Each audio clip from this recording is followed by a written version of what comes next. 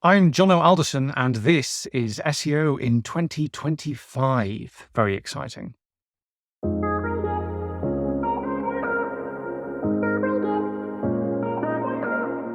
Jono, what's your number one SEO tip for 2025? And my tip is to stop writing articles, which might come as a shock to many people because that's one of the things that SEO does, right? But I think we need to stop assuming that producing content is a kind of fundamental or even necessary part of modern SEO. I think we all need to take a look at what our content marketing strategies and playbooks look like and really ask the questions of what is the role of content and articles in a world of ChatGPT and AI results, and where Google can synthesize answers without needing our inputs. I think that casts some interesting questions about what we're doing and what good looks like. Burning our content marketing playbook. That sounds fairly drastic. Yeah, well, I think a lot of us are kind of quietly doing stuff that probably doesn't make a ton of sense anymore. So I did a bunch of research and I was looking around and I looked at dentist websites as an example. Yeah, I think you could just as easily pick butchers or bakers or anything, but every single dentist site I looked at had a really a tedious blog that was quite clearly outsourced to a local agency that had an article about top 8 tips for cosmetic dentistry and teeth whitening, etc. But if you zoom out, how many dentists are there in every city in the world, across how many countries, right?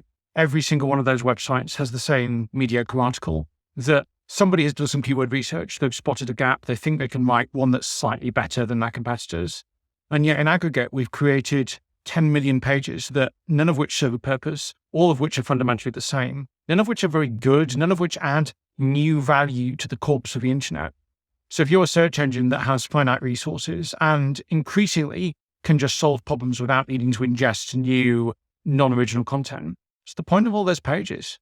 And it's not just those kind of stolid topics, it's everything. It's so much of what the SEO industry produces, either because agencies are paid to produce number of articles per month for blog, or because businesses think that having a blog and writing these kinds of pages is a fundamental part of SEO, because they've been told that if they research the keywords and they write the content and they do a better enough job than their competitors, they'll get some visits and they can convert those. All of that stops working because Google can just answer those kinds of queries in situ. Any industry or kind of topic where the information is mostly immutable. So recipes are a really good example of this. There aren't many new types of foods or ingredients entering the market, and Google has enough evidence of every combination of things to just be able to solve problems and even synthesize new answers when there are new combinations of things, that there's no value in me writing yet another lasagna recipe or yet another article on teeth whitening. Like these problems are solved, and yet so much of what our industry does is continue to solve them over and over again. It's not valuable, and it certainly won't drive traffic. I remember having a conversation about lasagna last time, actually, but for that conversation go back to SEO in 2024. Nice. Need some new examples. No, I brought in my own interpretation of how I use that particular example, but let's not go there again. I like the use of immutable as well. That's a nice word of the day so far. Good word, isn't it? Yeah. So content, are we really at the stage then where it's not worth it? Stop publishing content? It doesn't work? I think there's definitely room to publish good content, and publish is a key word, right? Publishers, like 2015-ish, everyone started saying become a publisher, and the whole industry misinterpreted that to mean write lots of articles. When actually you look at successful publishers, what they do is original research by experts. They break news, they visit the places, they interact with the things. A lot of what Google's looking for in those kind of EEAT criteria, it describes the act of publishing, yet very little of SEO actually publishes. They just produce. And I think if you close that gap, there is definitely value. And in fact, one of the things that Google is definitely looking for, and one of the things which will be safe to a degree from this AI revolution, is if you can publish, if you can move quickly, if you can produce stuff at a better depth than Google can just synthesize, if you can identify, discover, create new information and new value, there is always space for that kind of content. But there's definitely no value if what you're doing is saying,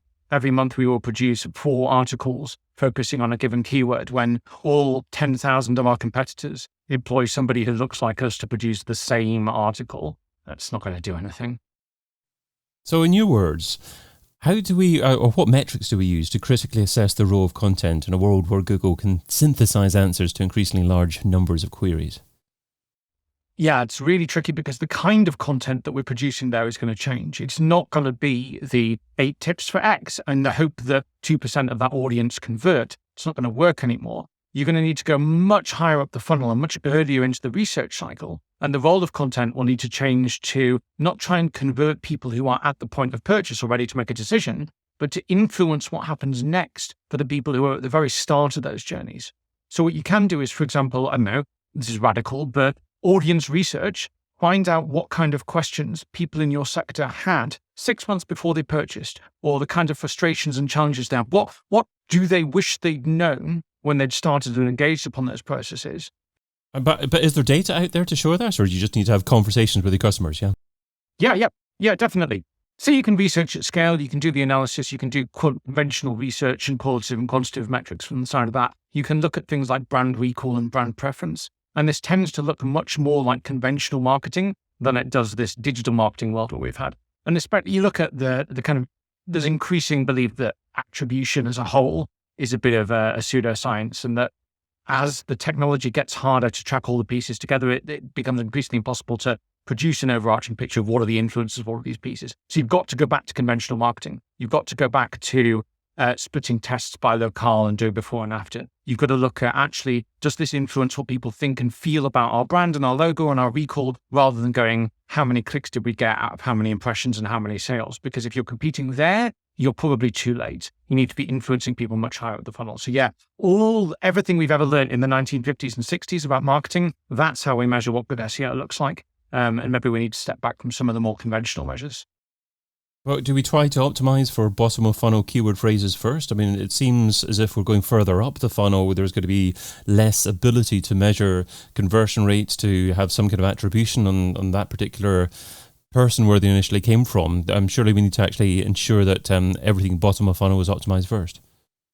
Yeah, sure. Yeah, and you can try, and using other channels will definitely help that. But with SEO, it's going to get harder and harder.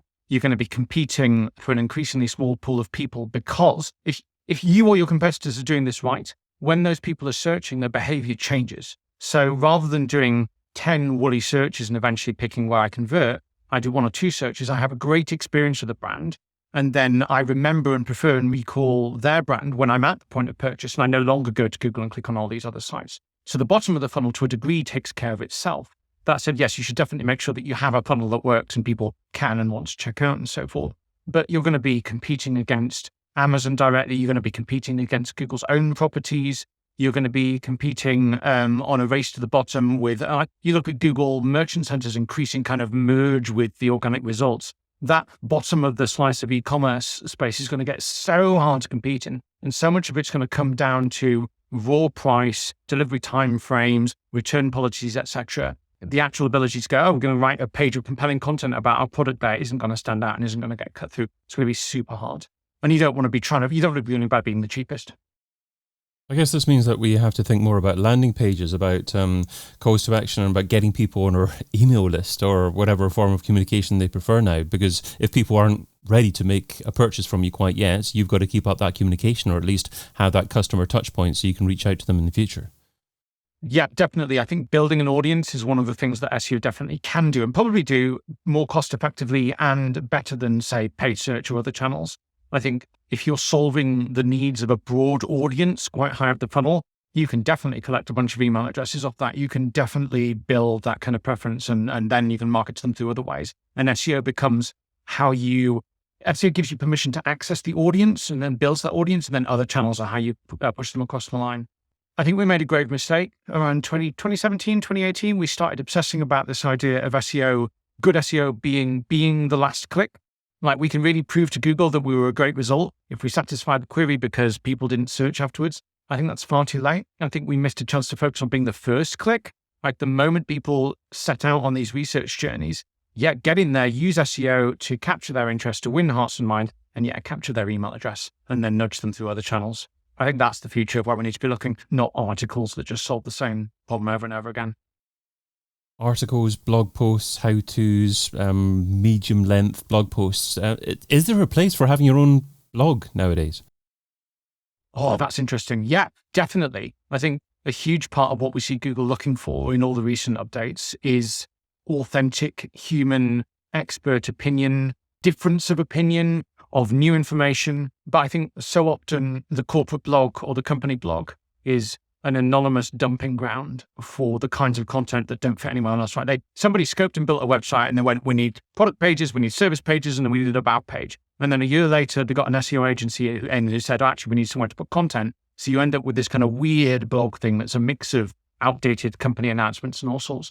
There can be a much better version of that. Your C-suite can have names and faces and demonstrable expertise. Your SEO strategy might put some budget aside for hiring talent rather than just churning out content, and really using that as a platform to say something. And that might mean targeting a smaller niche audience than just kind of being broad and inoffensive to everybody. But that's, again, how you win in conventional marketing. You pick those fights and you stand by them. The best examples we have success in kind of startup companies, etc., are led by opinionated big personalities. And they use their blogs and platforms to talk about their experiences and their preferences, etc. And that works really, really well, not just in SEO, but more broadly as a kind of brand building thing. So yeah, there's definitely a place for that done right. Absolutely. A blog is a way to publish and distribute. It's not a communication style. Yeah. Not always just to kind of take your press releases and turn them into a shouty thing. Definitely. Yeah, definitely. Okay, great.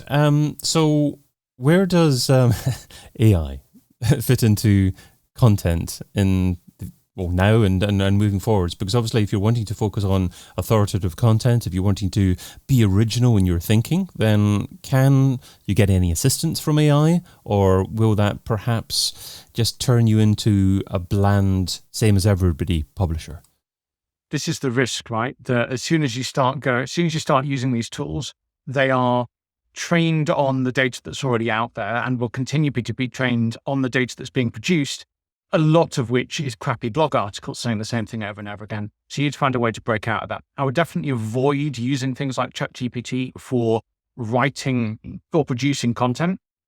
I think you're just going to get word soup. If you're very clever with your prompting, you might extract some original ideas, but they're going to get lost in the noise. I think it can be super useful as a writing tool, either for summarizing or maybe extrapolating. Also quite useful in the research process. So if you've got access to data, you can say, upload this spreadsheet and that spreadsheet and go look at the stock market and the weather patterns and find me some interesting potential narratives. It's good for that kind of exploration. But yeah, I would consider that all of your competitors are going to be throwing their interns at ChatGPT and saying, how many articles can we produce at what velocity to fill our blogs? And a lot of the changes we're seeing in Google might well be anticipating that future, right? All of the EEAT stuff, all of the product review stuff is designed to combat a world where there's an infinite amount of recursive nonsense. So definitely avoid the temptation to be using the tools just to produce. Use them as assistants and muses to bounce ideas around with, and then do the heavy thinking yourself. Muses, recursive nonsense. I love Jono phraseology. It's a good set. Can we still sit down at the beginning of a year and actually come up with a content marketing strategy for the whole year? Or do we have to be a little bit more reactive nowadays because of perhaps technology, but also because of the necessity to produce something that's relevant to that moment? Oh, that's super interesting. I think you can still plan to a degree, right? You will have a broad understanding of your audiences and the kinds of problems you have. Like my webcam just goes all over the place. At some point, I will get irritated enough to Google this, and the company who produces it should have anticipated that and produced content that solves that and recommends the right solutions, right? Talking about content, that's rubbish content for an audio listener. Yeah, that's true. They're having a much better experience than I am of this. Yeah, you can do the kind of broad, what are my pillars and what kinds of topics. To a degree, you're going to get a feel for, okay, if we sell, I don't know, let's go back to, if we sell cupcakes, we probably shouldn't be trying to compete on a car engine repair, right? So you can determine where those peripheral fields are and how far out you should be straying from that, what your core topics, what kind of things shouldn't you have opinions on, should you be political, etc. But then, yeah, you definitely want to reserve a significant amount of headspace for being topical, because again, one of the ways you can compete with the AI swamp is by being faster to market with news and breaking information, etc., and just staying ahead. There will always be a delay in the training sets and the speed with which those systems can know about new stuff. So staying ahead of that curve is useful. But then also, yeah, as markets change, as things change, as preferences ebb, as holidays occur, as there are global events, you don't want everything to try and be news tracking, but you definitely want to try and be relevant. And it might be that's a great place to use AI. You can say, okay, this global event has occurred. This thing happened in the Olympics. There's this global trend occurring, and we've launched this new product. Can you take all of this soup and unpick it? Actually, find some interesting narratives, some ideas, some sites that we might not have come up with that aren't obvious. Or also our partner brand is doing this thing. And with those kind of synergies are quite easy to discover with those systems because they'll spot those patterns. Reserve some headspace for that. Unpicking soup. There's a phrase that I didn't think I'd hear. Yeah. Me neither. If an SEO is struggling for time, what should they stop doing right now so they can spend more time doing what you suggest in 2025? Oh, controversially, everything else, right? Like all the link building, all the digital PR, the reporting, the keyword research, the blog posts, the directory submit, whatever it is you're doing that isn't trying to authentically help your audience to solve their problems by connecting them with the helpful content that you produce and influencing their propensity to then prefer you, whatever you're doing that's not that, isn't SEO. It's just an echo of kind of yesterday's tactics that still just about work. But that is the heart of what we need to be doing, is whether that's content or whether it's tech or whatever it is. What we need to be spending our time and energy doing is connecting our problem solving to an audience in a way that generates value for that business. That's the heart of what SEO is and have always been, but we've kind of hacked around the side by producing articles and filling up blog posts. So yeah, drop whatever you're doing that's not a flavor of that and do that instead. Jono Alderson is an independent technical SEO consultant, and you can find him over at jonoalderson.com. Jono, thanks so much for being part of SEO in 2025. Thank you very much. My treat. Lovely. I've been your host, David Bain. Get your copy of SEO in 2025, the book, over at SEOin2025.com.